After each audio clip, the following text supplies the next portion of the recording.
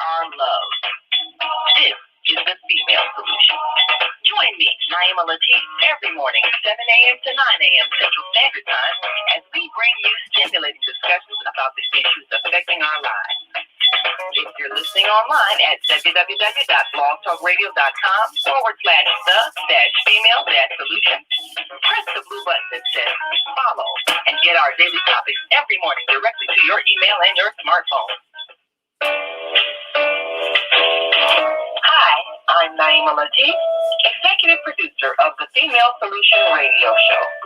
We invite you to call in 515-605-9325 and participate in this daily think tank as we examine the challenges we face and develop solutions that restore peace and harmony. We are global transformers, changing the world from the way it is to the way it should be. We are one. Wherever we live on this earth, we are one human family. On behalf of our team of radio hosts, I'd like to extend a greeting to all the members of our family, whenever and wherever you may be listening around the world. To our family in China, Ni Hao. In India, Namaste. In Japan, Konnichiwa. In Korea, Annyeonghaseyo. In Russia, Здравствуйте. In Germany, Guten Tag. In Poland, Dzień dobry. In France, Bonjour. In Spain, Hola. In Italy, Ciao. In Egypt, Ahlan wa sahlan. In Ghana, Akwaba. In Nigeria, Penio. In South Africa, Sawubona. In Senegal, Bangladesh. In Kenya, Jambo. In Israel, Shalom. In Pakistan, Afghanistan, and Saudi Arabia, Assalamu alaikum. Greetings, and may peace be upon you all.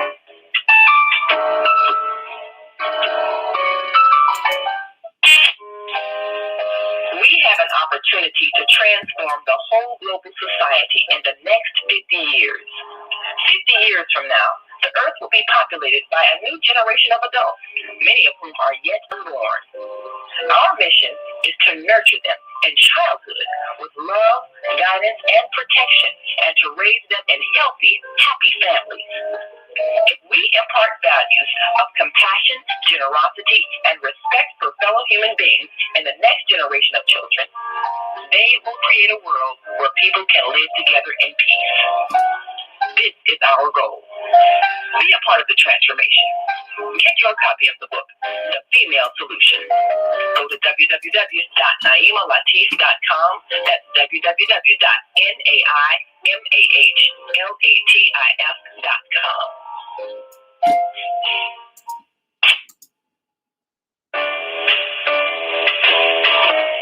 Hi, I'm Naima Latif. Join me and my co-host Karriem Hameed every Wednesday morning, 7 a.m. to 9 a.m. on the Female Solution radio show, as we explore that relationship that is the foundation for our society, the relationship between men and women, husbands and wives. Join our discussion as we seek to repair broken family ties and rebuild our community. Listen online at www.blogtalkradio.com/the-female-solution. Call in and comment 515-605-9325. Press 1 to speak to our host. Or you can join us live on Facebook at www.facebook.com/the-female-solution. Grand Rising. And thank you all for joining us on this Wednesday morning on the Female Solution Global Radio TV show. Well, we have with us today a fantastic group of men, because today is our men-only discussion. And in just one moment, we're going to be joined by our co-hosts and our American Muslim 360 family on AM 360. Joining with the Female Solution today to talk to a wise group of men about anger. And this is an important discussion because so much of our family relationships has to do with how we handle anger with those we love. We've talked for the last several weeks about issues of domestic violence and depression And so many of our guests have revealed the fact that this time of turmoil is taking its toll on their relationships. So every fourth Saturday of the month, we are joining our co-host Karriem Hameed and a group of men to discuss anger. So we're going to take a short break and bring in our co-host, and we invite you, the women, to listen in. Now, of course, afterwards, at the 9 o'clock hour, we're going to have a 30-minute after show to review what we've learned. So sisters, just stay tuned, sit back, relax, listen. And men, if you want to call in, dial 515-605-9891. We've got some of our brothers on the line now. We're going to, of course, connect you to our host, Karriem Hameed. And we want you to listen and learn as the men discuss anger. So we'll be right back after this quick break. And again, if you're listening online, we want you to join this conversation. Give us a call, 515-605-9325. If you're women, you want to listen in. Men, if you want to participate, 515-605-9891. And just press 1 to let our host know that you have something to say, because we want to hear your thoughts. And we're going to bring in our co-host, Karriem Hameed, to facilitate this discussion today. And we'll be back in a moment.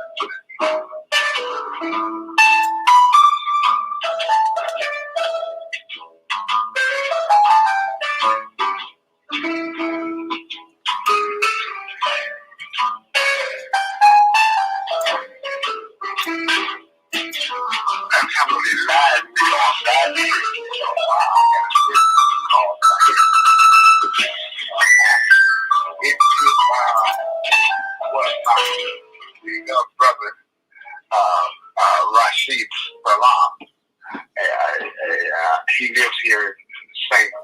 Louis. He's from the community here, the El Mukminun Islamic Center of Greater St. Louis.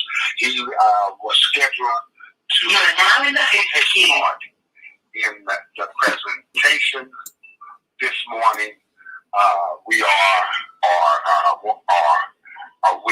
should have a lively discussion, a men's only conversation with each other this morning. I'll give you more information on that, but he is experiencing a situation which will not allow him to be on this morning. But alhamdulillah, we have other guests that will take part in this lively conversation. Unmuted. Alhamdulillah, and I see we have my co-host with us, Naima Latif, this morning here on the Female Solution. Praise be to Almighty God Allah. We Naima, take your phone off of mute. Well, alhamdulillah. So once again, Naima. Yes, sir. Well, peace and blessings to all of our guests, and assalamu alaikum. Yes, we are so grateful to you for joining us and our American Muslim 360 family. Yes. We're grateful for this technology.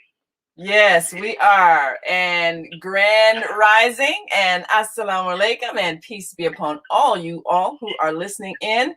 We are grateful to be a part of this discussion today, to step back and let you all discuss. Now, we have 3 participants on my line. I've opened their mics, and I want to make sure that I let them know and welcome them to our show. We have Dr. James Anyike, an author, a reverend, a revered member of the community, joining us today. And we have L.A. Davis, definitely one who is no stranger to our show, coming to us from Florida. And we have Mark Shahid, who, of course, we all know and love, the facilitator of the Courtship and Marriage series and the Parenting Learning Lab series. And these 3 men are on my switchboard. I've opened their mics so that you can speak to them. And I am going to step back after this brief introduction. And of course, we're live on the Female Solution Facebook page. But one of the things that we want to listen to as women is to understand the deep emotions that men have, often provoked by a hostile society. And as the significant others, as wives, as partners, and those who are trying to be nurturing, often we're not as sensitive to what we may be doing to create that anger. And this is a society that does not nurture African American men in a way that encourages their highest sense of self-esteem. So men depend on women to be that encouragement, and sometimes we may be unconscious of the things that we're doing in not understanding why the men are often angry. So we want to talk about that, and we'd like you to of course, give each man a chance to give their background on who they are and what they do to help raise consciousness. But we also want to understand some of the experiences they may have had in their relationships that triggered anger, so that we can understand how we are affecting them. And of course, we look forward to this discussion. And for those of you who are listening in who have not yet met me, I'm Naima Latif, and our co-host Karriem Hameed is facilitating this discussion today, the men-only discussion on anger. And we have with us our American Muslim 360 radio family as well. So, Brother Karriem, we will take it away. And of course, our men's microphones are open, so go right ahead. Alhamdulillah, praise be to Almighty God Allah, and I'm grateful for our esteemed guests that have volunteered to participate in this wonderful conversation. What have sparked this interest in this concern in me is that, you know, we have had movies produced about us, the African American male. Books have been written about us, documentaries presented about us. Even the subject on college campuses about the African American male. We have been talked to. We've been when I say talked to, talked at, talked under, talked over. But I believe it is necessary that we, the subject matter, that we talk to each other. Everyone has expressed their opinion of us, but they are not us. I believe it is very therapeutic that we have an honest and open conversation with each other. The only requirement for being a part of this conversation is to have the courage to be gut level honest, to not embellish our statements,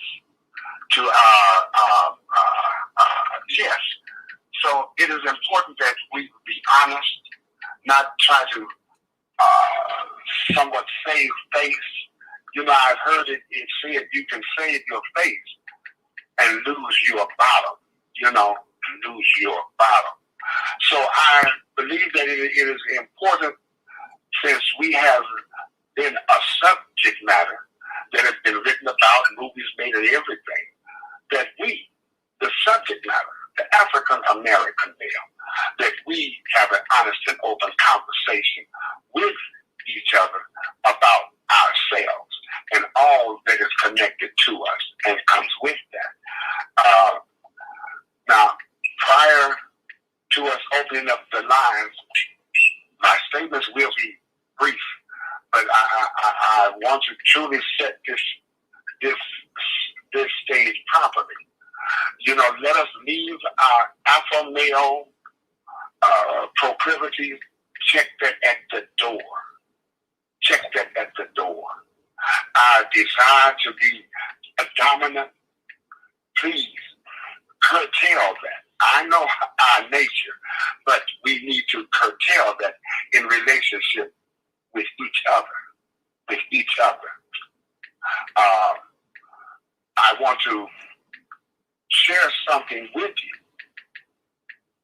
This will somewhat set the stage for this conversation. This is a statement from one of our past great freedom fighters, Dr. Martin Luther King. I would ask that we listen very intently at what he says here, if we would, please.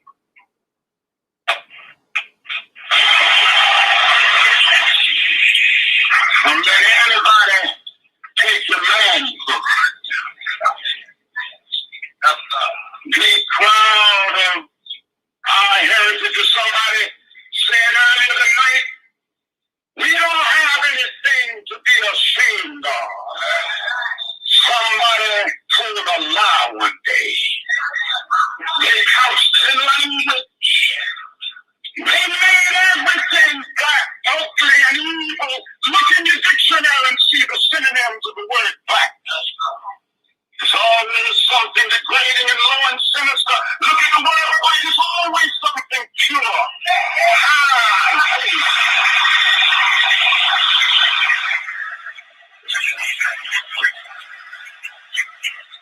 But I want to get the language right tonight.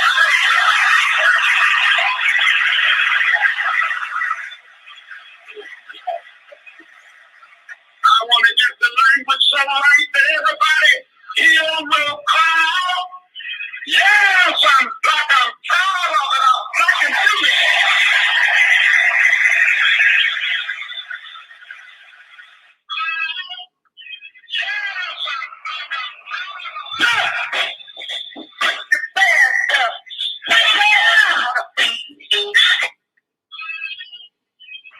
Wait a minute. Hold on one moment.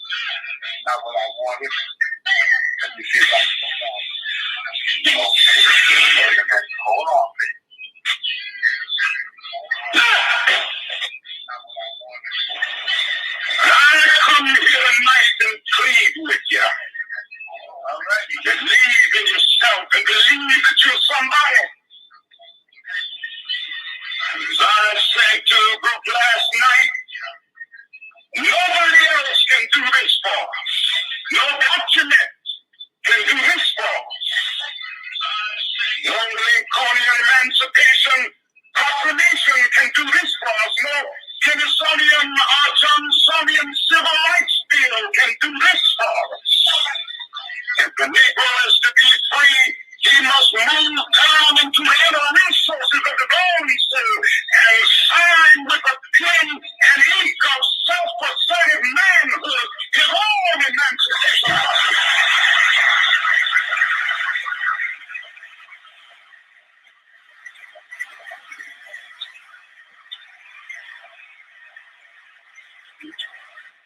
Don't let anybody take your manhood. Be proud of our heritage. As somebody said earlier tonight, we don't have anything to be ashamed of. Some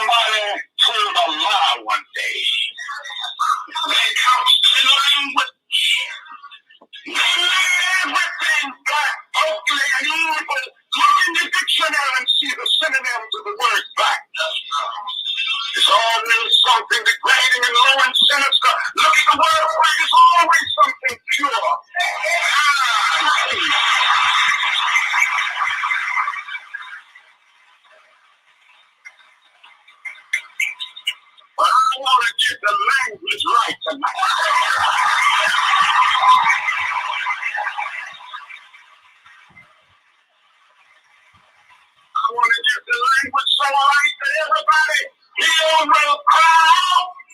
Yes, I'm black. I'm tired of it. I'm black and blue.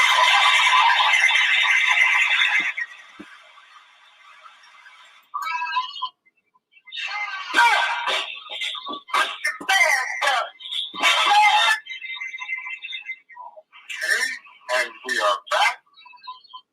I wanted us to hear especially that part where our beloved freedom fighter said, no one can do this for us. No one. That we have to reach down into our soul with our self-asserted manhood. Our self-asserted, self-motivated manhood. And reach down into our soul and write our own emancipation proclamation. That no one can do this for us but us. We should stop looking for a savior. We are the savior that we've been looking for and waiting for. Our own savior. Stop looking for a savior. Self-asserted man. Don't let nobody, and I like it when he said, don't let nobody take your manhood away from you. Manhood. Manhood. One that protects and maintains all that is under his charge. That's the male role. Maintain and protect. That's your manhood. When someone else is maintaining us and we're looking for someone else to protect us, we are men like other men on this earth.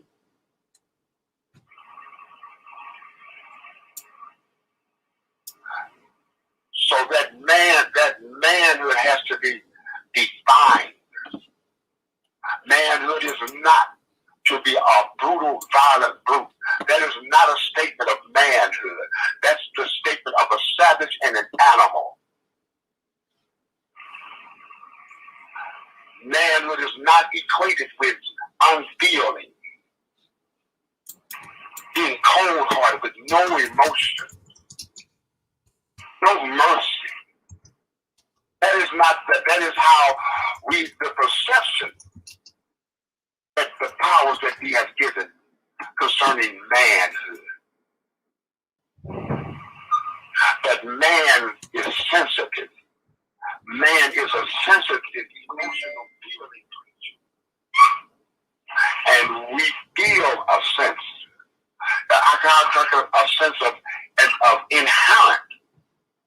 There's an inherent nature within us to want to maintain, to be responsible for caring for something and protecting that something. Be it ourselves, our wives, our children, our neighborhood. It is inherent. It is inside of us. So with that in mind, I want to make another statement of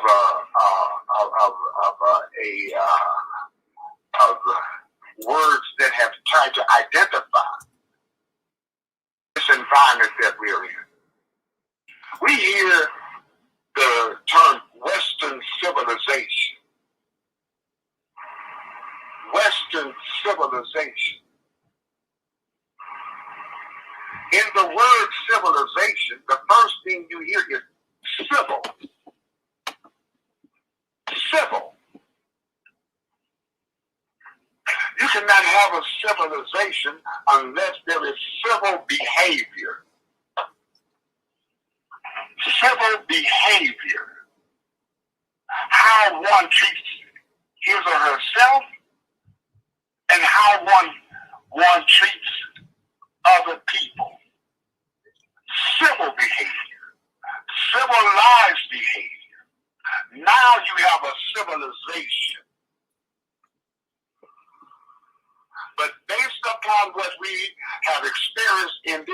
so-called Western civilization, we can bear witness that there has not been civil behavior toward one another. Ask the indigenous people. Ask the Irish that came to this country. And let's ask ourselves, is this a civilization? Just because we can build beautiful skyscrapers that looks us to almost reach into the cloud. We have all of this explosion of science and technology. These are blessings. But that does not denote a civilization. A civilization begins with civil behavior. And it begins in the home. Civilization begins in the home, is the nucleus of civilization. The relationship between husband and wife is the beginning of civil behavior. And civilization gets its birth right inside of the home, in the relationship between male and female, between husband and wife. And children are exposed to that. And they are shaped and formed by that civil behavior that they see as a model in front of them. And they are encouraged to copy and model that civil behavior. So we have the unique opportunity. We have the unique opportunity to truly establish a civilization for real. We can establish a civilization, but it begins how we treat ourselves and one another. Civil behavior right within our homes. And inshallah, that is God willing, as we do this, it will grow. Our children will be examples of who we are and what we displayed and how we behaved in their presence, especially toward one another. So with that in mind, I want to see how we feel about establishing a civilization. Praise be to Almighty God. Before we move forward, yes, no, let's go straight to the lines. There is much, and any subject matter that you men want to introduce into this honest and open conversation, please introduce it. But as I stated earlier, it is important that we be gut level honest. I wish that we were truly in a room, truly by ourselves, and no one was listening to us.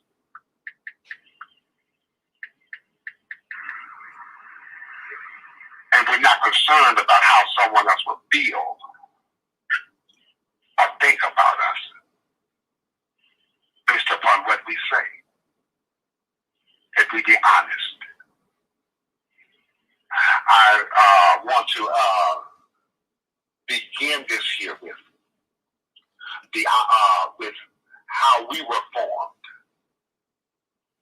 I want to ask this question, and Naima, you can open up the mic on that side. I have one guest with me now. Muhammad is always with me. Praise be to Allah. He is always with me here on America Muslim 360, and we're grateful for his contribution. But can we express what was the relationship between your mother and your father? Please be honest. So I'll go and let's keep our statements, please, direct and to the point. We do not need to hear any sermons. We do not need to hear any sermons. We've had enough sermons, but we're not acting on sermons. We need to be gut level honest. And let's talk flat-foot to one another, man to man,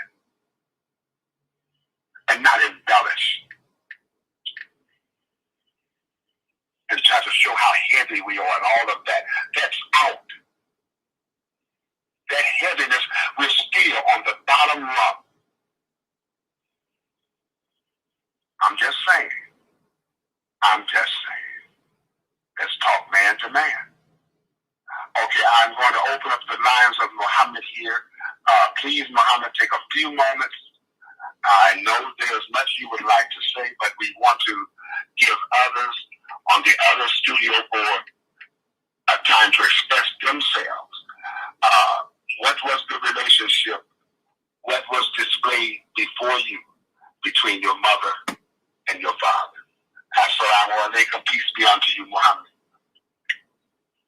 Assalamu alaikum. Coming from a single parent home at the age of 13, after already being from my mother's own mouth, that I got on everybody's nerve because I was interested and was always trying to talk the truth. I was called big head and all kinds of things, but she always told me that the truth will get you in trouble. So at 13 years old, when I turned to what we did at that time, I seen the works of Allah SWT working on my community. The men and women in my community who were going to jail and this and that and abusing each other, etc. You know, and I've always was trying to be a good provider to my mother. We come from a family of 14 people, you know, and at 7, 8 years old, I used to go to the fairground with holes in my shorts, washing cattle and pigs, just so I can let my mother know that I was concerned about her struggle to feed 14, well at that time about 12, 8, 9 kids who was at home. And I wanted to know that I wanted to be a man, you know, to do that, but I needed help. And this was the reason why I seen in the Nation of Islam, not what people go for necessarily our color, but I seen the works of God by his permission. So I joined the Nation of Islam for all good reasons.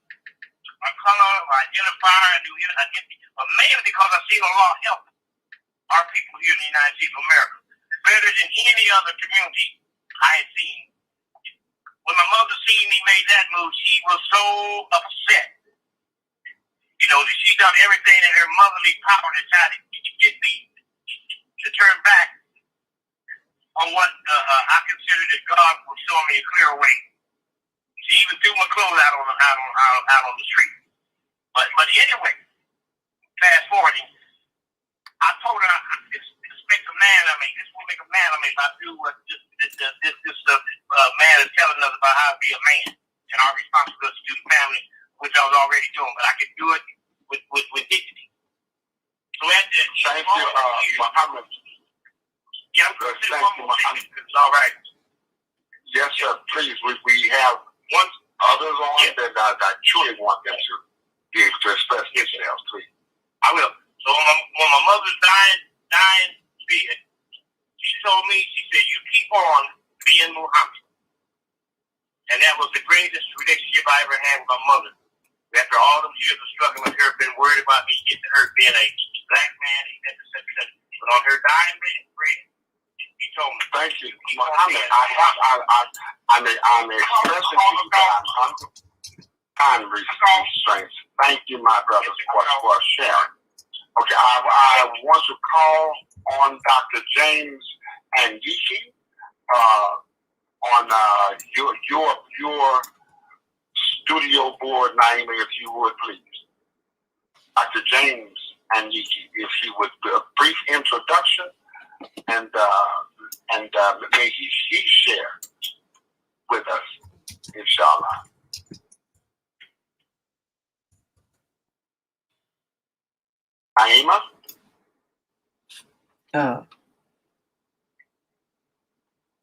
Yes, your mic is open. Go ahead. Dr. James Anike, your mic is open. Check your mute. Your mic is open.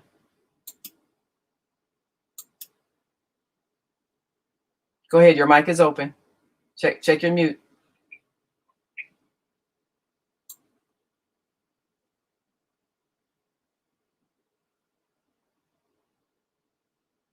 Are you on? Your mic is open.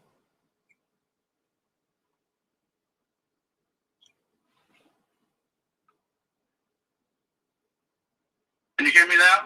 Yes. Okay. Yeah, we hear you now. Yes. Go ahead. Yes. Thank you. Yes, we hear you now. Yes. Good morning. Peace and blessings to both of you. Thanks so much for this opportunity to share this precious time together. I am pastor of Scott United Methodist Church in Indianapolis, Indiana. But more specifically, as it relates to the topic, I just wrote a book last year, published it, called Black Love.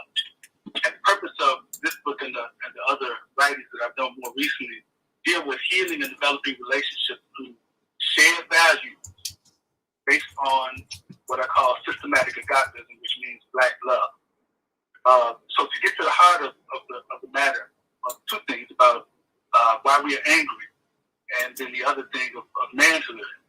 I think to a large degree, when I think about myself, because one of the questions that was in the description that was sent to me is what makes me angry? One of the things that makes me angry is, of two things. One is to be misunderstood, and especially when you feel like you properly, defined yourself or defined who you are in the presence of others who say they care about you, and then to be misunderstood, that gets on my nerves. The other thing that observes to me probably equal is to know myself and to not reach or meet my own standards. And so those are the things that make me angry. I think that in some ways, that's also why we as Black men get angry sometimes, because we feel like we're not heard or understood properly, or we are misunderstood, or we feel as if we've been disrespected in society in some way. And sometimes we are frustrated because we have not done what we need to do. Dr. Francis Crutch Wilson used to talk about what would happen if Black men stood up, what would happen if Black men got their things together, what would happen if Black men rose up. And so I would love to see that happen. But I think our sense of doubt that could be the case is frustrating to us. And I think that's a big part of our underlying anger. And so if we are to be men, we've got to take care of our families, our children, and we have to be that presence of protection and strength in our community, because that's a big part of what's missing and why our society is in so much turmoil.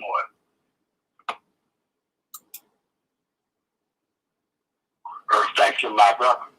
Thank you for your honest sharing. That was very valuable, sharing the frustration that we express. Sometimes it come out in different ways, and sometimes it is destructive.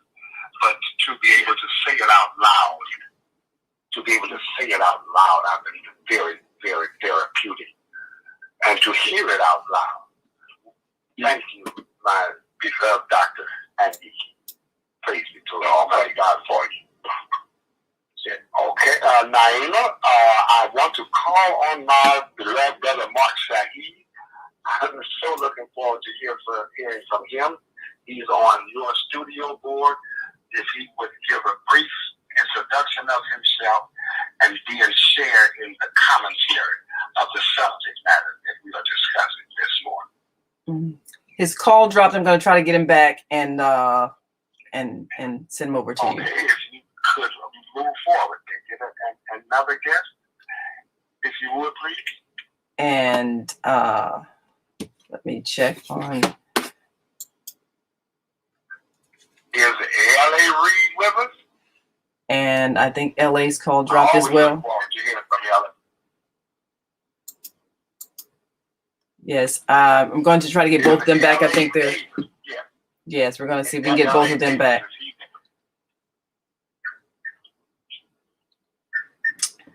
But perhaps, and while I'm seeking to get those calls back that dropped, we might hear a bit more about Dr. Anyike's book, Black Love, and what motivated him to write that. If there were some personal experiences that may have motivated him to write that book. Absolutely. The key thing is, in Christianity and in other segments of society, we talk about agape love. And agape love is that non-conditional love. It's that love that you're supposed to just give, especially in the Christian context. Agape is supposed to be shared among Christians regardless of race or age or gender or whatever the case may be. But when it comes to the history of Black folk in America, agape love failed. White folk enslaved us. White folk mistreated us. Even for those white folk who called themselves Christian, in the face of other folk, Black folk, who called themselves Christians too, that love failed. So agape love is not enough. There needs to be a special context for love. And so systematic agapism seeks to the love based on Black folks' history, Black folks' culture, and our other conditions that make us unique in terms of who we are. So agape love, or systematic agapism specifically, means Black love, loving ourselves and those who love us in light of our culture, in light of our condition, in light of our history, and our shared values. Yes. You know, I have a book here that my eldest daughter mailed to me when she heard that we was going to have these type of sessions on the female solution. And it is entitled Uncomfortable Conversation with a Black Man. It's written by Emmanuel Acho. Some of you are familiar with him. And some of this, he expresses the exchange of ideas. The exchange of ideas, styles, and traditions is one of the tenets of a modern multicultural society. It's a part of how we grow, learn, and that. The cultural appropriation is something else. Cultural appropriation is something else. Cultural appropriation happens when members of a dominant group, particularly in the United States, Caucasians, they take elements from the culture of a people who are disempowered. It's problematic for a number of reasons. For one, it trivializes historical oppression. It also lets people show love for a culture while still remaining prejudiced toward the people of the culture, and lets privileged people profit from the labor of oppressed people. On top of that, it can perpetuate racist stereotypes. You know, the hip-hop genre, that began at the street level, and it was speaking to the social condition. It was a curative measure, speaking to the social condition in a cultural expression of poetry. It was the spoken word. And we see how that genre has been taken over by those that did not create that genre, and they have directed it in the direction for which it was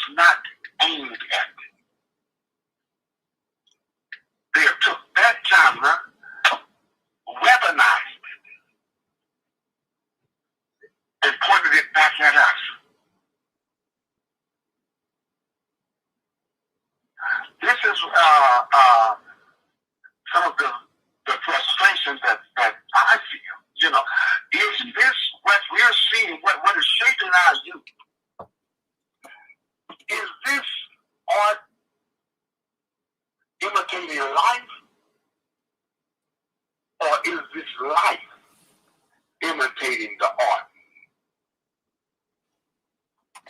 You know, I could just say what you just conveyed is another symptom of an even larger problem. Certainly, we've been beat down and we've been manipulated and we've been miseducated and misinformed and misdirected and distracted in so many different ways over the years. Almost to the point where those who abuse us, those who harm us, have become experts at it. They know exactly what they're doing, and they do it in a way with such ease that we have learned to participate in our own manipulation and our own abuse. And so when you think about the music and the language and the lyrics that come with that music, a lot of it is self-abuse and demeaning to us. In fact, a lot of the distributors of that music won't distribute it unless it has that element of self-abuse. And so we have to, as men, I'm saying now, we have to step up. And I know in my own family with my children, they know that if they are listening to music, Daddy's going to ask them. Now my children are all grown now, but they knew I would ask, what are you listening to? And sometimes I take the headphones right off the head and put it on my ear to make sure that what they are listening to does not tear them down. And so again, the larger issue then becomes, what are we doing to control our homes? What are we doing to control our communities? What are we doing to protect them? And I'm saying that this music and these other types of self-abuse are able to stand because, to a large degree, we are not standing up to music. Yes. You know, we yes. You know, we have to cure this silent, somewhat unspoken war between the African American male and the African American female.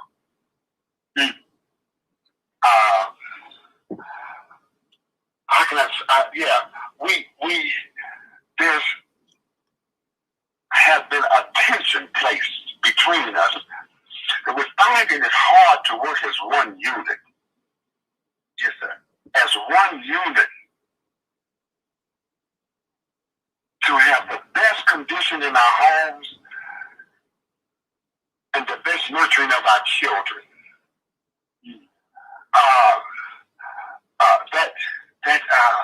That male ego,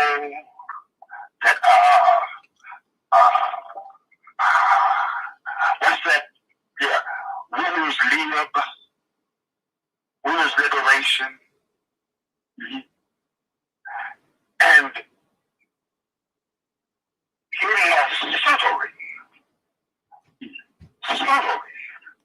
established tension between us. We will not be able to advance on the way of civilization, as I stated earlier, until we first see ourselves as one unit, the male and the female, as one part, and share the best of ourselves with each other. I'm not your enemy, and you should not be mine. The health and well-being and nurturing of our children should be a primary concern, number one priority as parents.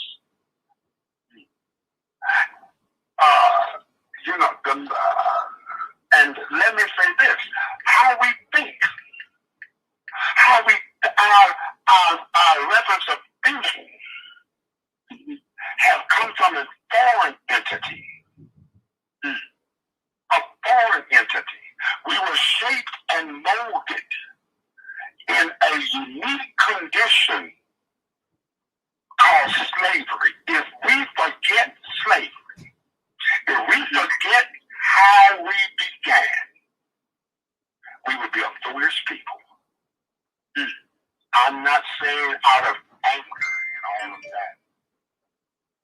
from a scientific, psychological education of what can happen to the thinking of a people placed in those circumstances and given artificial rules to live by. Artificial rules to live by. We are still affected by that. I don't care how many degrees we have, how smart we think we are. Have we ourselves examined ourselves from a clinical standpoint? That frustration that you mentioned, that frustration is due to a lack of the original nature that God placed in the male and the female. They gave us artificial disciplines to operate by. They are telling us right in front of our face at this time, the powers that be are telling the human being right in front of his face what has been done to him and what is being done. That verbiage of artificial intelligence, we are hearing that. AI, artificial intelligence. Now, what are they referring to? They are truly referring to robotics. We can get a machine to function, to do this specific task. We can program this machine and it will perform a task. That is robotics. But why would they call it artificial intelligence? They are telling us we have given you an intellect. We have given you a way of thinking, an intelligence that is artificial. It is not the original pattern of thinking. It is not the original nature that God placed in every human being. We have given you an artificial way of perceiving yourself and the world. They are saying that right in front of our face. So this conversation that we're having now as me, I have identified or stated some of what that male means. Male means is to be able to maintain, to take care of, to provide for all that is under our charge. That includes the wife, the children, the home, the block, the neighborhood, the society.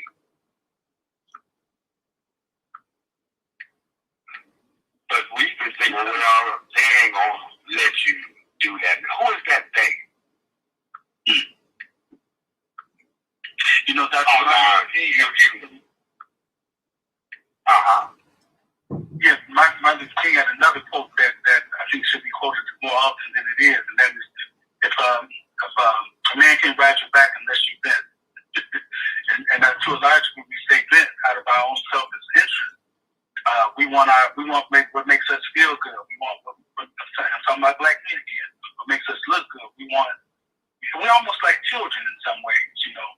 And for that reason, we are afraid to rise up, to stand up, to put it all on the line, to risk it all, if you will, to do all those things that we're supposed to do. So in many of our communities, black women are single parents in more than 75% of our households. That's the issue of black men, not an issue of black women. That's our failure. And it's the failure of the people. And you know, one of the key things that my studies have focused on over the last few years is shared value. We are not together because we don't share the same values like we used to. You go back 50 years ago, black men and Black women and the whole community, as in large, share certain values. We have lost that sense of shared value, and that's why we've lost our relationships with one another. I agree. At this time, Naima, I want to pause for some important public service announcements. And we welcome everyone that is listening to the Female Solution. And we are grateful to all that are participating in this wonderful conversation. So we'll pause at this time. Naima, if you are hearing me, we shall pause for station identification and some important public service announcements. We ask you, don't touch that dial. We'll be back in a while, God willing, inshallah. You listen to American Muslim.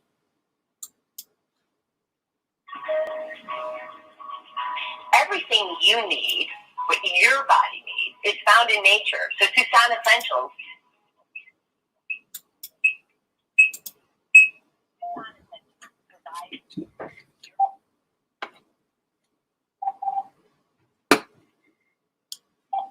I'm going to apply for a CWSC scholarship someday in honor of a pioneer.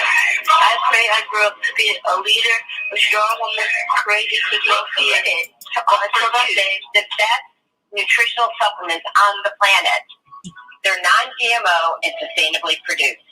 And we take the guesswork out for you.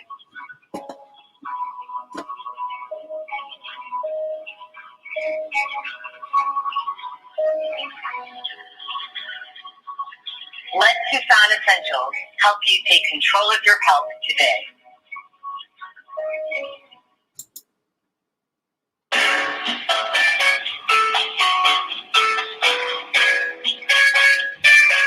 This is Minister Cynthia Marie Williams, spiritual counselor and advisor. I invite you to a private reading in the areas of business, health, finances, relationships. My introductory cost of $20. Please call because there is a higher power that can help me help you. 312-802-4743. Peace and blessings to you all. Call me. 312-802-4743.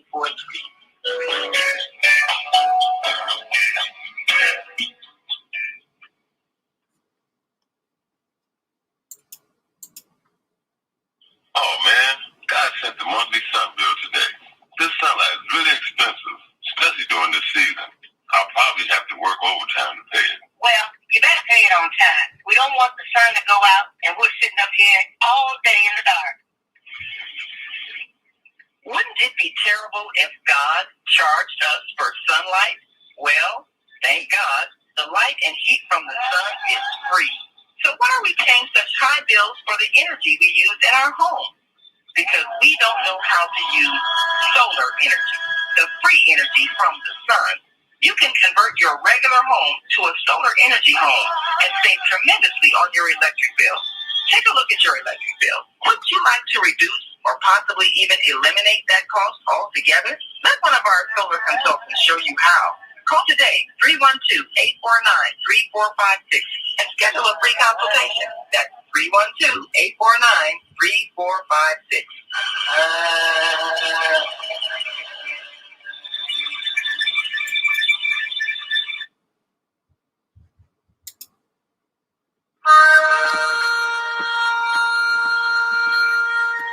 I'm Beata, your holistic life coach. These days, it's more important than ever to work on your physical, mental, emotional, and spiritual health. Are you consciously breathing deeply in stressful moments? Do you have a plan or daily routine to maintain balance in your awesome body? Are you struggling to be disciplined in your eating habits? When you partner with me, I'll help you develop a personalized health plan that works for your particular lifestyle. You can find out more about me at yourholisticlifecoach.com, where you can also review my 3-step protocol to guide you to abundant health. That's yourholisticlifecoach.com, and I'm Beata.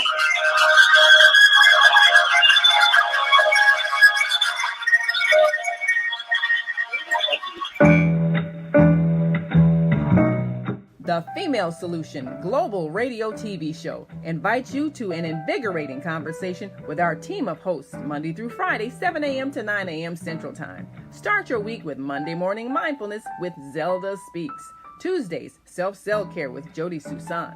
Wednesdays, Repairing Broken Families with Naima Latif and co-host Karriem Hameed. Thursdays, Soulful Solutions with Dr. Debbie Green. And Fridays, Health and Wellbeing with Beata. Saturdays, tune in 12 noon to 2 p.m. Central Time. First Saturday, Success Strategies with Jana. Second Saturday, Wendy Williams Esquire on relationships. Third Saturday, Move Around with Deborah. And fourth Saturday, Wisdom with Mama D. Join us Sundays, 7 p.m. to 9 p.m. Central Time for Soul Purpose Healing with Beata. Call in and comment 515-605-9325. Press 1 to speak to the host and be a part of the solution.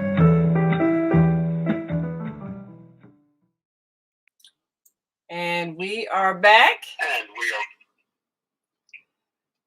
Yes, our guest, Dr. Anyike, had to leave. Of course, he did say he would be able to be with us for the first hour. And our other guest, L.A. Davis, he had to leave also. He had an emergency come up. However, it was quite a conversation. And I think one of the things that you both brought out was the fact that this society has been very unsupportive. So that means we have to be supportive of each other.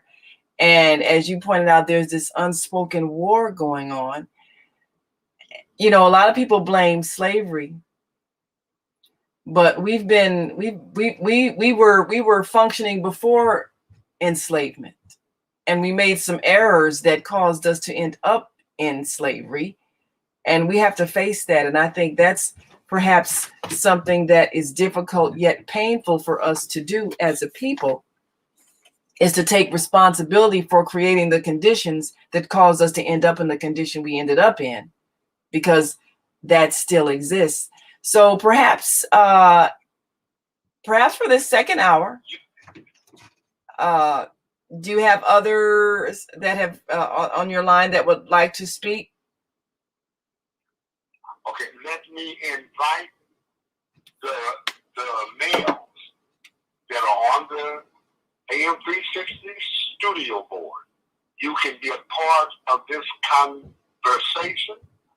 We invite you.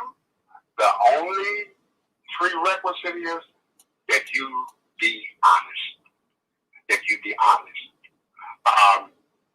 And you mentioned something that is true, Naima, that coming out of slavery, the coming out of slavery, there was a strong family bond.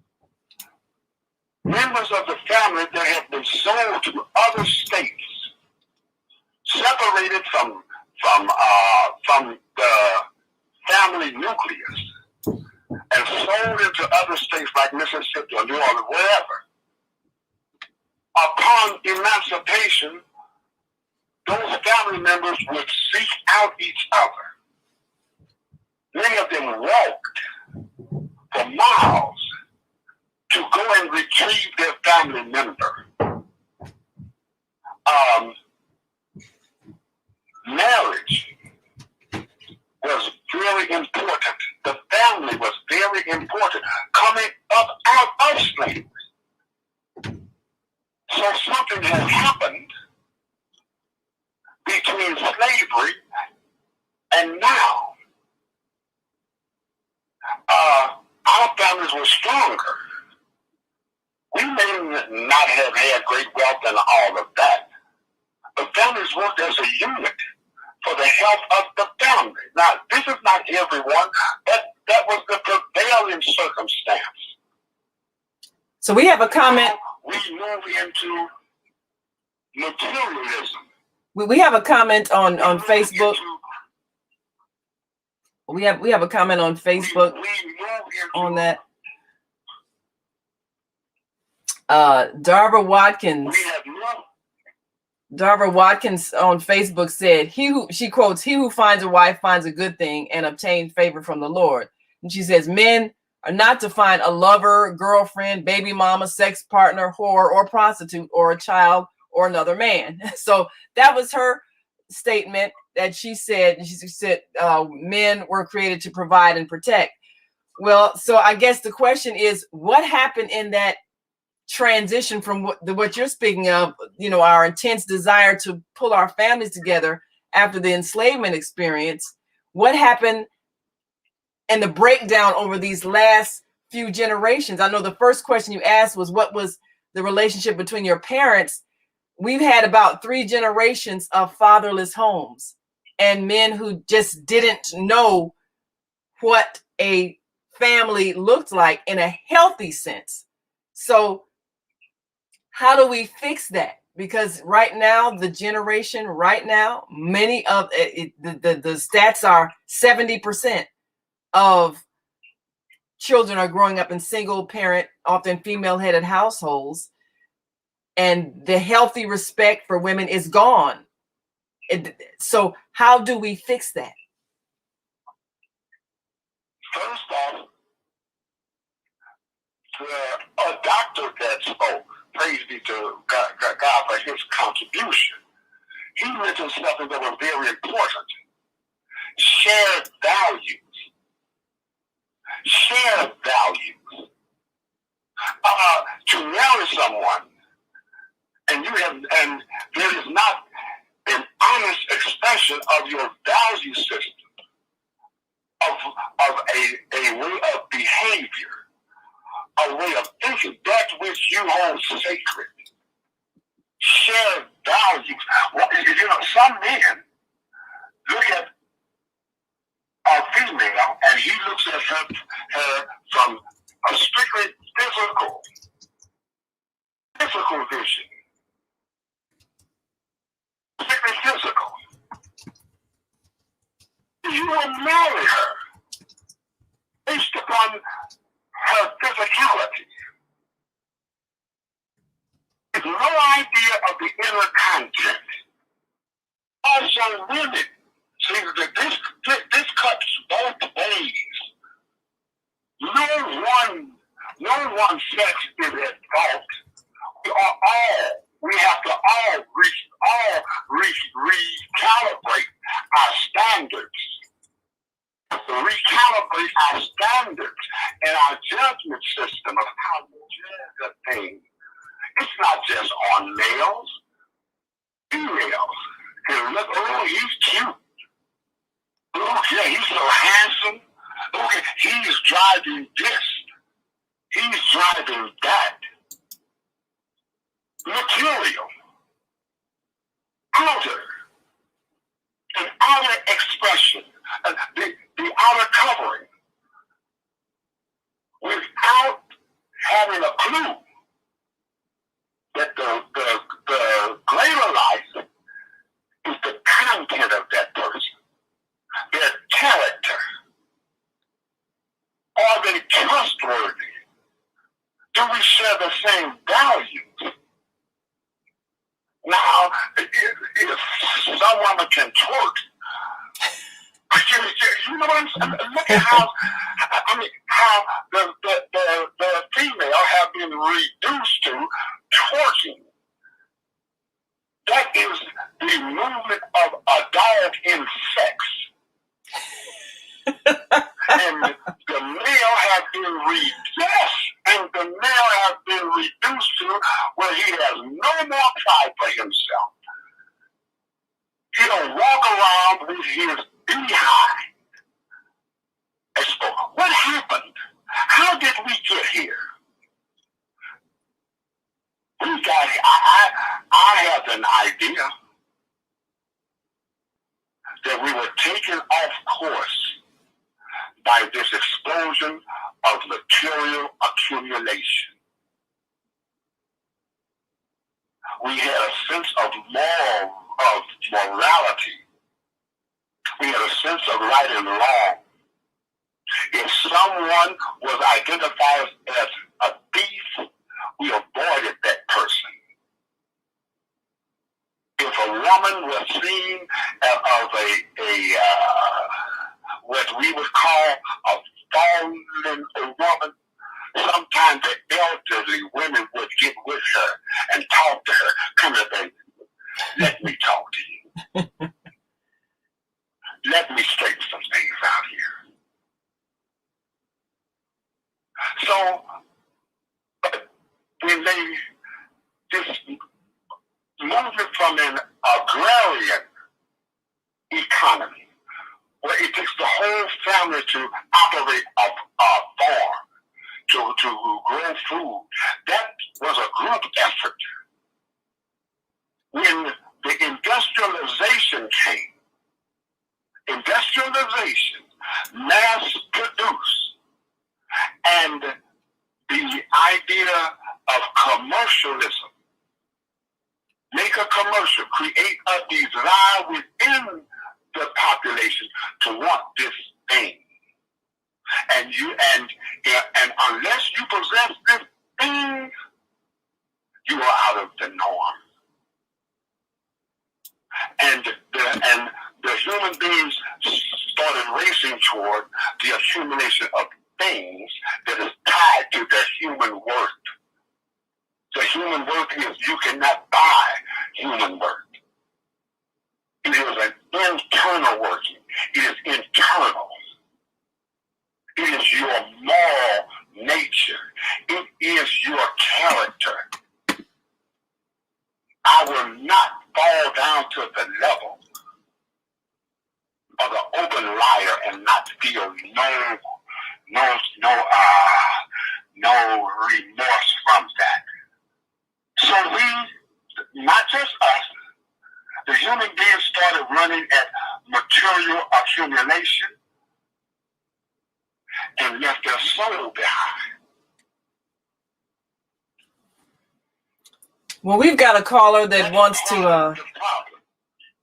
Absolutely. Well, we've got a caller that would like to weigh in on this. We speak of the elder sisters kind of pulling aside some of these young women. Well, we've got one of our dear elders that shares her wisdom every fourth Saturday of the month, Mama D, and we certainly need some wisdom today. How do we fix this problem? Grand rising to Mama D. Thank you for joining us today. Well, hallelujah, greetings, go for transformers and solutionaries. Hallelujah, greetings. Yes. You know, I was thinking, one of the things that went wrong big time when we had First Lady Michelle Obama go on national TV and say she had 3 children, 2 girls and a boy. Bo was a dog. Oh, I thought you were going to say something about her husband. That would have been kind of bad. But yeah, okay. You know what the mother of a dog is? Ooh. It's a bitch. Oh, It's a my. bitch. Oh, dear. So you just went on national TV. She probably didn't even catch that. She was the mother of a dog, man's best friend. God fell backwards. She probably didn't even think about that. You know, trying to make a joke about the dog probably didn't even cross her mind that people would have seen it that way. But the fact that she could even say she had 2 girls and a dog, that she could put her children in the same category with the 4 they beat. And she did that. Well, guess what? And She was formulated. All they right, they replayed it. Some people got it. You know, they played it on the news and on other stations. Some people got it. You know? But when somebody she was formed and shaped in this society that we live in. The society has been formed and shaped and influenced for that type of thinking. They say dog is a man's best friend. Now, Michelle didn't author that, but she's a victim of that. See? She's a victim of that. But she authored her words that said she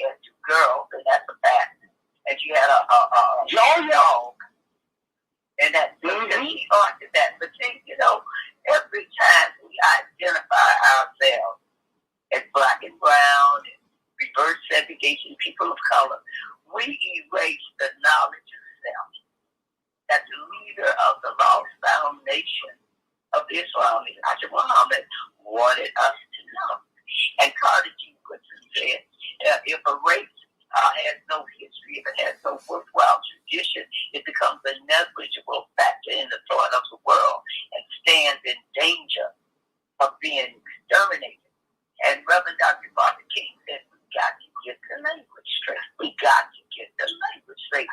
When we started calling children kids, a kid has no gender. It's neither a male nor a female. It's a baby goat.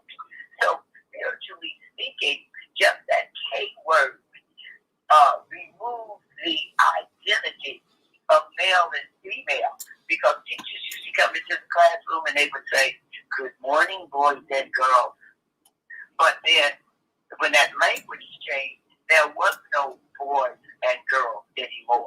And so now the law says you can't say breastfeeding, you must say chest feeding. Well, milk comes from a breast. It does not come from a chest. And we seem to have just going along to get along with these Solomon and Gomorrah doctrine. And the president, Barack Obama, he swore on a Bible book. And because two Bible books, as a matter of fact, one belonged to Lincoln and one belonged to Dr. King.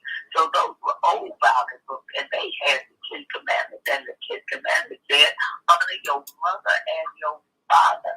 Now, same-sex can be married, but they can never be honored as mothers and fathers, because to be same-sex, you got to be two daddies and two moms. And so, you can never be honored as mothers and fathers. This is not gay bashing. This is truth telling. And we have gotten away from the truth, and that is what our big problem is. We've got to go back to sanity, because this new normal is insane. It is not normal. It is artificial. It is not normal. And let me lend some commentary concerning identity. You know, words are very important. Words take you somewhere. Words are containers of ideas, and ideas shape our behavior. Now, there was never a question concerning our skin colors. That was not the argument. No one denied that we have melanin in our skin. No one denied. That was not the argument. We have been taken off of the true argument. The argument was that you are not a human being. That you are an animal in human form. You are not a complete soul. You are not human. So I have coined this phrase. Say it loud. I'm human and I'm proud. Black worked for so long, but that is no longer useful to us now. Black does not denote an origin. Black does not denote a laudable characterization or a forming entity inside of us as an identifier. We are human. Say it loud. Let everyone know I'm human and I'm proud. And if we return back to human behavior, it is already clocked within us. If we can shut the messages down that takes us away from our humanity, then we can begin to put those blocks in place that build human beings. Not a hot mama, not a cool daddy, not a pimp, not a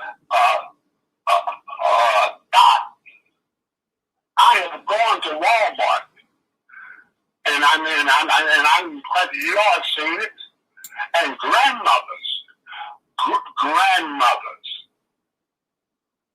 are competing with their daughters as to how much flesh they can show. Because that's where the emphasis has been put. The value of a human being has been based on the outside. But the value of a human being is the inner content, the honesty, the truthfulness, the innocence. You know, in Islam, we are to return back to innocence. The innocence of Adam. The innocence of Adam.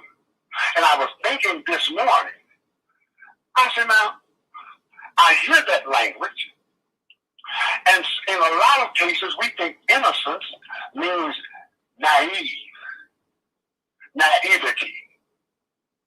to be naive. But no, that innocence means that I'm not guilty. I'm innocent. I'm not guilty of being a liar. I'm not guilty of being a thief. I'm not guilty of those various crimes against humanity. I am innocent. Adam was innocent. Return back to innocence, not naivety, but do not become guilty and take part in those things that turn out the human being in society. Mm. So we have a unique opportunity. We have a unique opportunity to truly establish civilization. It begins with civil behavior. I have a question. You cannot have a civilization. Yes, ma'am, please. We know that I have a question too. yes. Well, Mama, do you go ahead with your question first? Well, he was saying that we were innocent. It is written in the Black History Bible book whose hero is a woolly-haired man with grass-colored feet to match his There we go. It is written, unless you humble yourself and become as a little child, you adults will not enter into the kingdom. Now, what happens is people will say, you treat me like a child. Well, if the child is the greatest in the kingdom of heaven, and you've got to model yourself after that child here on earth, because as you said, he's innocent, he's blameless, that you won't enter in. So there's something wrong with the way that you are treating children, and that is where it must begin. We have got to correctly teach our children. We have got to train them up in the way that they should go. And what we have been doing is training them up in the wrong way. Oh, baby, shake your money makeup and dress our children like the slave owners used to dress them. They would take a baby sitting on it looked like baby, I saw this, sitting on a potty chair. So she was a baby. She was sitting on a potty chair. They had her with great big dangling earrings coming from her ear, big red lipstick on her little lips, and they had her with big net black hole stockings on her legs. So this baby, this little black baby sitting on a potty chair was a fully sexually right human being. And this is what they thought. There was no sanctuary based on age. There was no sanctuary because you were a movable property thing. You had to be a movable property thing called chattel so that you could be handed down as an inheritance for your descendants of slave owners, so that their children could have generational wealth, which they have today, and we could have generational poverty, which we have today. But it all goes back to words and how was it in the beginning. In the beginning, we were told to do one thing, be obedient. And that is where the whole breakdown in civilization is. I disagree that Adam was blameless. No, Eve was blameless because she did try to represent. She said, we're not supposed to go there. God said, so obviously she had her own instructions. We're not supposed to be playing with that middle portion of the body, that genitalia area. If it was about what you ate, fig leaves would have been on your mouth. It was what you heard, fig leaves would be sticking out your ear. It was what you expect, the spot that you were dealing with, that genitalia knowledge, knowing that they were grown, made grown. So it was Eve who tried to represent, but she was tricked and she was beguiled and she was coerced into her actions. And when she shared them with Adam, because she was not programmed to lie, what did he do? He said, well, God must have lied because you're still alive. And he said, if we mess with that area, we would surely die. So Adam sinned on purpose to give us Eve that we You got to go to the break. And then we can come back. Sister Ada, what you just shared is the nucleus of the battle between the male and the female. Biased men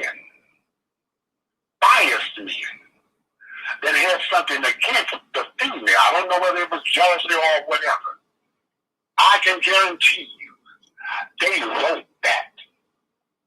That is not of God. Biased men wrote that into scripture and said, here, this is from God. And now I have heard it said, yeah, we wouldn't have all these problems in the real world if it wasn't for the woman. Absolutely. And we accept that. And that has framed how we feel, our emotions, our judgments, based upon something introduced as scripture that is not from God. See, you just pointed to, praise be to God, you just pointed to. That's where it started. Well, we have this invisible war between the male and the female. We are human. The two were supposed to be one. And the two were supposed to be one. And they were both blessed. And they were both given dominion. And they were both told to be fruitful and multiply because you needed one in order to have the other. So it's the son of We need to erase from our mind. We need to erase from our mind this competition between the male and the female. Yeah. Absolutely. We need to erase that. We are to operate as one soul. Well, the soul has within it yeah, we got to take a break. So when we come back, we'll talk about how do we make that happen? How do we bring the unity between the male and female? The how to when we come back. Absolutely. Well, that is the challenge. All right. Yeah, we'll talk about that. Yes. Well, we'll be right back to talk about that right after this quick break. If you're listening online and want to join this conversation, give us a call, 515-605-9325 or 515-605-9891, and press 1 when you're ready to speak, and we'll come right to you and open your mic and get your thoughts. We'll be right back, so stay with us. The Female Solution Global Radio TV Show invites you to an invigorating conversation with our team of hosts Monday through Friday, 7 a.m. to 9 a.m. Central Time. Start your week with Monday Morning Mindfulness with Zelda Speaks. Tuesdays, Self-Cell Care with Jody Susan. Wednesdays, Repairing Broken Families with Naima Latif and co-host Karriem Hameed. Thursdays, Soulful Solutions with Dr. Debbie Green. And Fridays, Health and Well-Being with Beata. Saturdays, tune in 12 noon to 2 p.m. Central Time. First Saturday, Success Strategies with Jana. Second Saturday, Wendy Williams Esquire on relationships. Third Saturday, Move Around with Deborah. And fourth Saturday, Wisdom with Mama D. Join us Sundays, 7 p.m. to 9 p.m. Central Time for Soul Purpose Healing with Beata. Call in and comment 515-605-9325. Press 1 to speak to the host and be a part of the solution.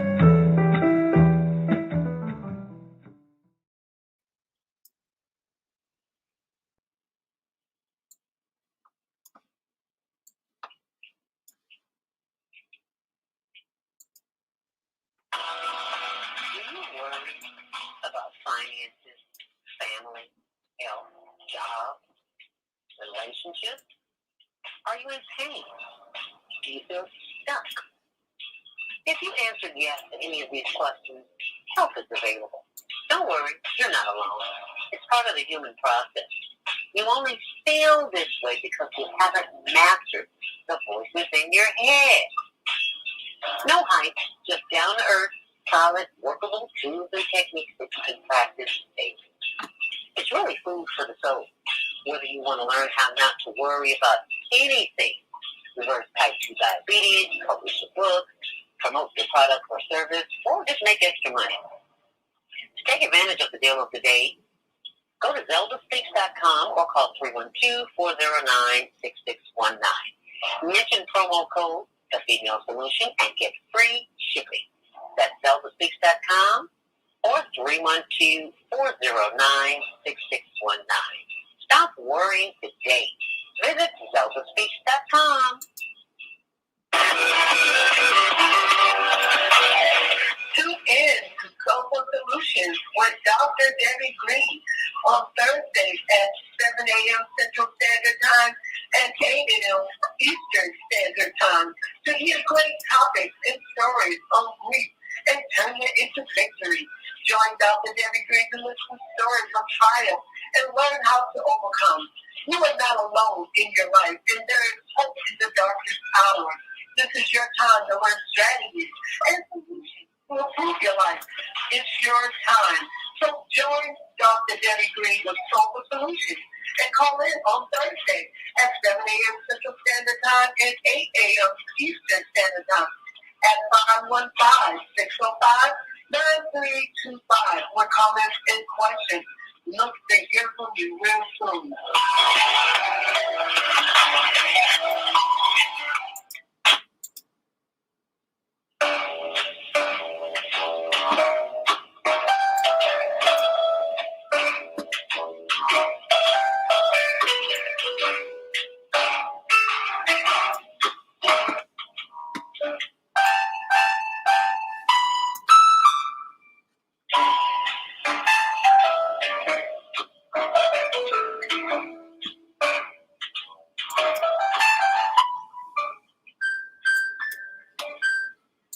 And we are back. You're listening to and watching the Female Solution Global Radio TV show. I'm Naima Latif, along with my co-host Karriem Hameed and our American Muslim 360 family. And we earlier this first hour had a men-only discussion on anger and talking about how we have been impacted by the way our parents raised us, the way the society treats us. And now it comes down to the reality that there is an unspoken war between the males and females that keeps us from healing from the hurt. And we're realizing that the foundation is the erroneous beliefs we've been taught in our religions. God is not hostile toward any particular gender. And those who write a book and say God said so are only expressing their own anger.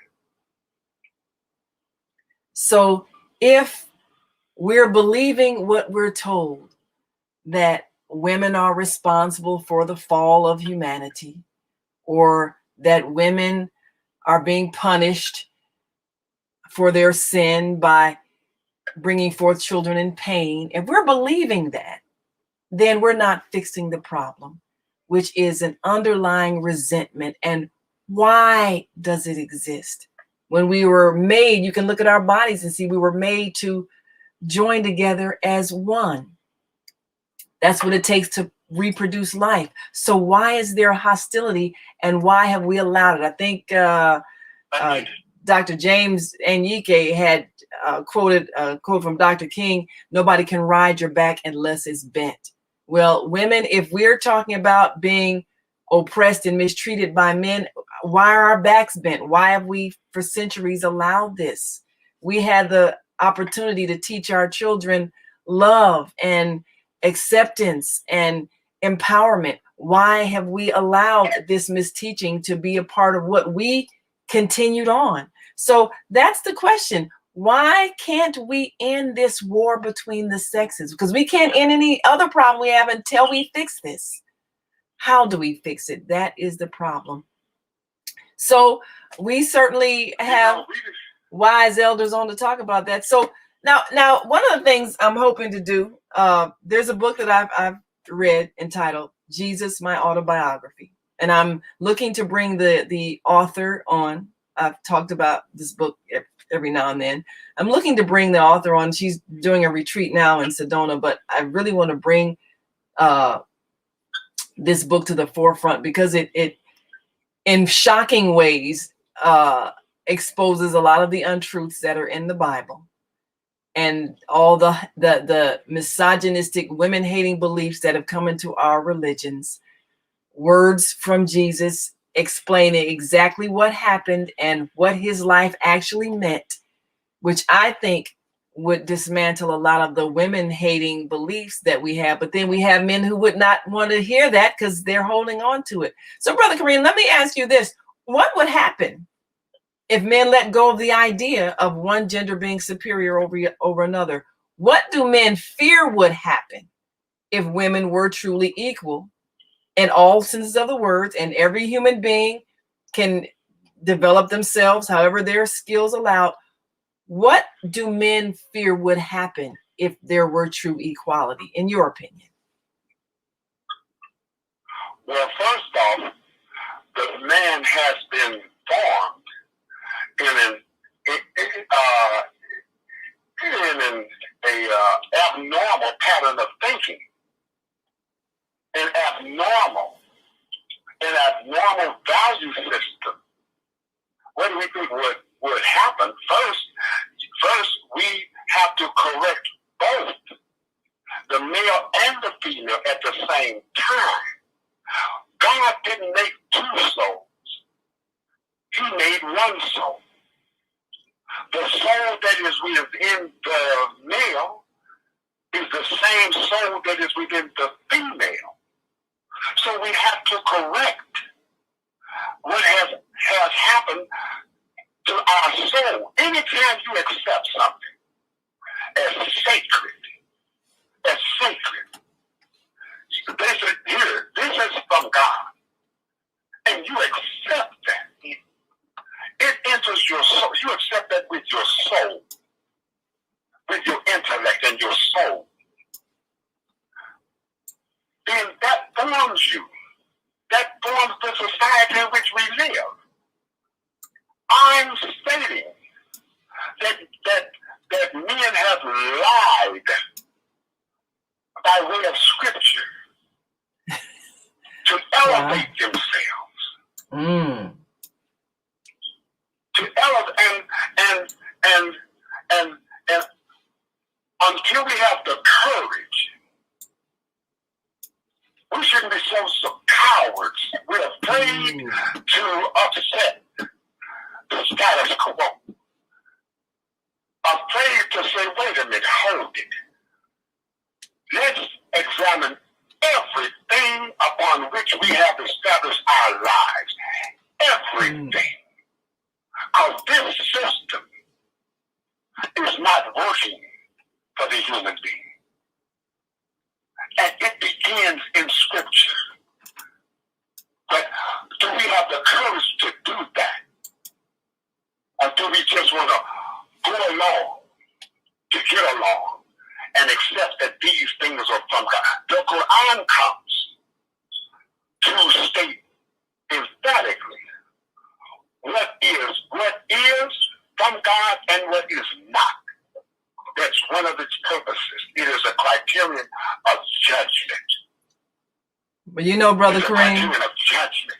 you know, Brother Karriem, just like with biblical teachings, you also had men who took the words from the Holy Quran and turned it in its interpretation to also be misogynistic and hostile toward women. So we have the same effect in Islam because of the hearts of the men that interpret the scriptures and their intention to keep women subservient. So there is no religion on this earth that disease of misogyny, hatred of women has not crept into, not a one. Not because God's revealed word was that way, it's because the hearts of men who interpret it made it that way. Our perception, when I say everything, I mean everything. Not accept someone's cultural norms and call that Islam. Not accept someone's culture and it masquerades as Islam. We have to have the courage to investigate. When I say everything, I mean everything. Even our interpretation of the Quran. That is why we are learning to read the book for ourselves. There is an all-out effort among us. We are learning the original language.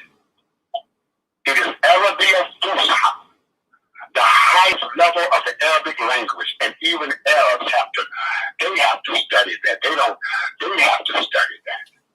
So we are learning to read the book for us, not what a translator said. May God bless the true and honest translators. Well, I have another question. I have another question because Mama D, you mentioned something that I think is at the crux of this conflict. We have been distorted in our understanding of sexuality. Now, there's another book that I'm hoping to bring forth. And I've mentioned it before. And the book is entitled Making Love to God, Pathway to Divine Sex. And one of the things in the book, it states the fact that our beliefs about sex are so twisted in that we equate our genitalia and our reproductive process with sin, with wrong, with something dirty and undesirable. And it's a twisted concept which does not allow us to have a healthy understanding of life. It is twisted. And so if the fear is of women that she might create some sexual energy or excitement, then the desire is to repress, suppress, and control that, which is a twisted thought. And that is what has been part of our religious thinking. How do we undo that? So, Mama D, you had a thought. I'm so glad that we have got to read it for ourselves, because there it is in that Black History Bible book. First of all, there is no J in the Hebrew alphabet. All the J's were wiped out.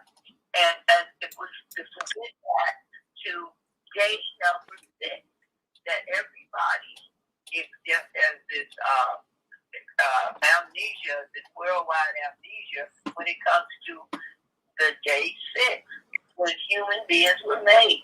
And the language changes. It changes from a sovereign God to a family God. And we are in the image and likeness of male, female, and child, in the image and likeness of a family. That is the basic Trinity. But what happens is, it says very plain, let us, now he's calling in the family, make man in our image after our likeness. And then he goes on to say male and female. And he says, created he them, and guess what? He blessed them. The female got blessed, the male got blessed, and he told them to be fruitful and multiply. Because at the end of the day, it takes sperm and it takes A, even if you try to mix them in a test tube, it's still those two things. Being that sperm and egg must meet. And he blessed them and he told them to be fruitful and multiply. And he gave them dominion over the earth. But we don't want to accept that equality that's written right there. We want to go over 3 or 4 chapters and start talking about, oh boy, there's no man to till the ground. But you were the male and female, the Lord God that was supposed to till the ground. That was your job. But you created you somebody. It's taking your responsibility to do your work, and that person got on to the college, and now you're the slave and he's the master. So we have a whole lot of distortion. Well, we've got a Brother Karriem, we have someone else who's joined us. Yes, and we have. Can I just complete this statement here? Yes. Concerning sex. The devil has dirtied up sex. The devil has introduced concepts and ways of thinking that he is nasty or aberrant behavior. But sex is all around us. Look at a flower. A flower displays its sex organ. When it opens up and we're looking down into that flower, that is the sex organ of that beautiful flower. Mm-hmm. A juice comes and derives nectar from that flower. The bee goes to other vegetation and it sheds what it has picked up from out of the flower, and it helps other vegetations grow. And from that nectar, we have honey. Even the bears like honey. With the vegetation is growing. So, if we see sex at that level, that is how we procreate. It is not the Satan has made it a shameful thing. Have made it a aberrant behavior. But all around us, that's right, is the process of reproduction. That's right. Reproduction. That's right. Look at the creation.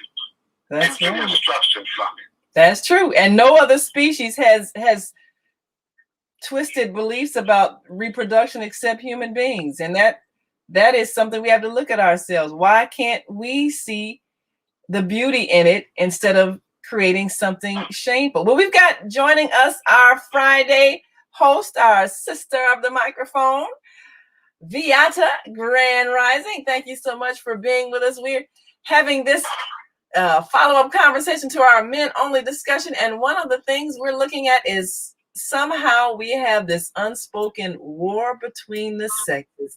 How do we make it end, especially since it seems to be supported by all of our religious teachings?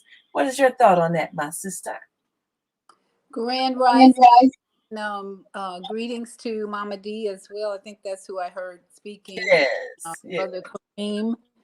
Thank you for this discussion. And sorry, I had so many things. You know, we got 3 offers on this place, and we have activity is just speeding up like I've never known before. So anyway, it was a busy morning. I can imagine. And thank you for the topic, Naima. You know, as I listen to people like Gabor Mate, who's the expert on addictions, I see more and more that the behavior that is functional, that is conflicting, that is egomaniac type behavior is tied in to our childhood, because every addiction that I've seen in my family and in friends, close friends, it goes back. When I talk to people, when I look deeper, it goes back to childhood trauma, feelings they have. So just the fact that you bring up sex and that conversation, I can give a personal testimony of anger, because I know the men were talking about anger earlier, right? Yes. I remember the one thing that made my ex-husband, who we've been divorced now for about 4 years, but we were married for almost 40 years. But the one thing that made him angry was when I denied him his sex. Wow. It came to a point for me where, as I grew and grew in my meditation and my yoga, and I became more spiritually minded. So I was looking for something in the bedroom that, was mirroring spiritual energy exchange. Kwame talks about the real meaning of sex, Spiritual energy the exchange. spiritual energy exchange versus this mechanical activity that I learned from the time I was 15, when I lost my virginity, and onward, into your 40s and 50s, and you still have the same mind, mechanical. So anyway, my husband would get angry, and finally was really angry when I left the bedroom at the end of our marriage, because he wasn't getting his drug. And the sex is a drug for a lot of men. And that's part of the challenge or the problem that we're looking at today, where men are getting angry, whether it's the sex, the alcohol, the meth, the cocaine, and all the number of drugs, the pornography, all the number of stimulants outside of ourselves that our parents taught us to look at. Basically, we could go back in childhood and say we watched our parents who were alcoholics, right? Most of our generation, baby boomers especially, we can point to at least one parent that was looking to alcohol, a drug, for pleasure, for solutions, for all of that. So I look at it nowadays as we've got to heal our addictions, to have healthy spiritual partnerships with a man or woman, whatever your choice, whatever. We just want to have peaceful relationships at this point, because we're in this pandemic. I know it's teaching me what I need to have peace, and what other people need to have harmony and to have health. All those things this pandemic should be teaching all of us to reprioritize our lives and decide what's really valuable, what's really important. Sex, yeah, but are you using it as a drug? Then that's not going to last very long, especially with the woman. Unless the woman's using it as a drug too, then you're going to have a dysfunctional relationship for a while, and then you're going to have anger and bitterness, and all that's going to come out, because when you listen to the experts on relationships and energy and all that, Eckhart Tolle was talking about something last night I was listening to, about when we have traumas like we're in right now with the pandemic, you're meant to go deeper. You're meant to go deeper in your meditation, in your beliefs, in your thoughts. And if you don't do that, you're going to suffer. With all this turmoil coming at us, fear, fear, fear, fear, fear. Everybody's worried about the future. Everybody's worried that they're going to get a disease or a virus. And if we don't go deeper and ask the source, our creator, and get out of religious minds, we got to stop looking at the Bible or the Quran as a literal book or literal or actual activities. And it's more of metaphors and allegories and symbolism. And then take that, I believe, into our meditation to help us really develop spiritual partnerships with everybody, whether it's your sister, your mother, your brother, your husband. There are spiritual partnerships that need to be developed that bring us into a better relationship, I think, with ourselves, and then our creator and everything around us. So that's my thoughts as I was listening. One thing that Viata said, which I think we have to look at. Well, Brother Karriem, one thing Viata said, I think we have to look at, and that is the desire to control women's sexuality, because we have been kind of used as the physical drug. And yes, our sexuality is designed to release endorphins and heal our bodies. It is supposed to be a healing element, but if it's misused or there's attempts to control and suppress people so that you can kind of use them as a thing, because that's what they did to us in slavery. That's why they shipped so many of us over here. If that has been the relationship between males and females, that's the thing that has to be admitted and acknowledged and corrected, because that's what's driving that wedge between us. We want to control you as the sex objects that we want to use to make ourselves feel better. So we want you to be a non-person and do what we say. Isn't that what they did to us during slavery? So how do we fix that? I think we make a mistake. We make a mistake when we accuse each other. When we accuse each other of the mistakes, the errors in our life. We point the finger at each other. It's the woman. No, it's the man. It's the female. No, it's the male. That's a big mistake that continues, that perpetuates the unawakened soul. Exclusion. What I'm saying is that we are all victims. We are victims of an artificial way of thinking. We have been given an artificial construct for our lives, and male and female, Caucasian, African, American, you name it. We are victims of an artificial way of thinking. We are victims. Let's stop pointing the fingers at each other. So how do we take responsibility?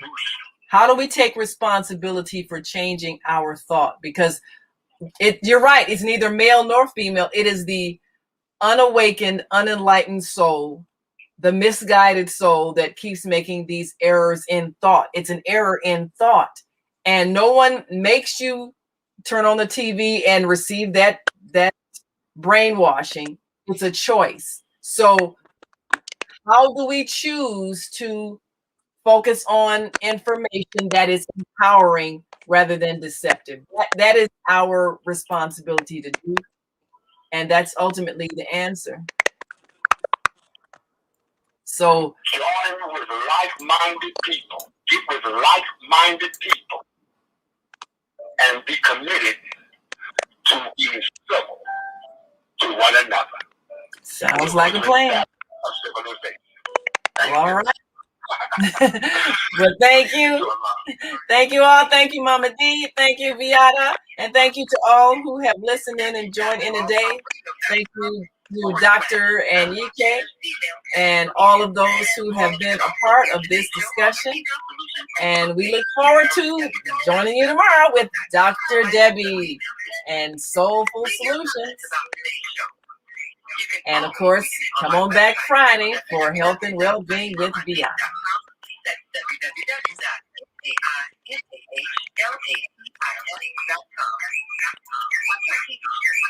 Listen to our radio show, order our books, and be sure to get your copy of the book, The Female Solution. On behalf of our team of radio hosts, I'd like to thank all of you who participated in today's discussion. And to our global family listening from all around the world, we say thank you.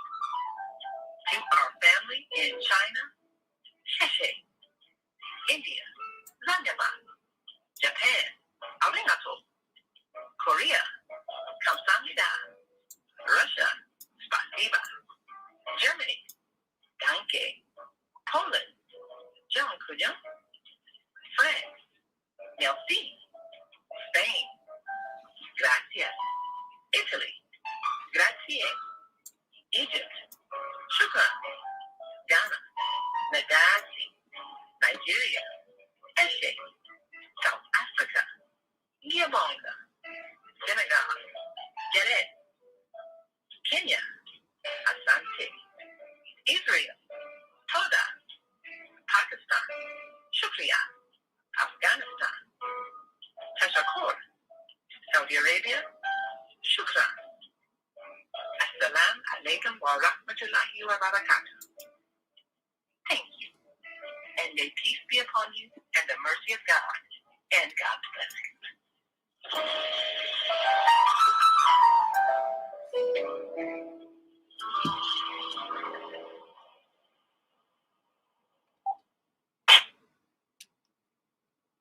Thank you for using Blog Talk Radio. Goodbye.